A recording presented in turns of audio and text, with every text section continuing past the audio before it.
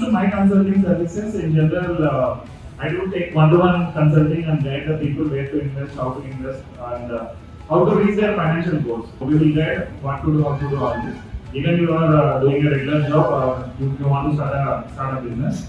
If you are starting a startup business, if you have enough funds, then there is a separate category for that because it's completely not straightforward way like a salary. So you will have more ups and downs, and you need more of a mentorship than a normal financial guidance. So we can work on those, but it depends on client to client because monthly we do hire only 100 clients, and that is more than enough for us currently. Yeah, thank you.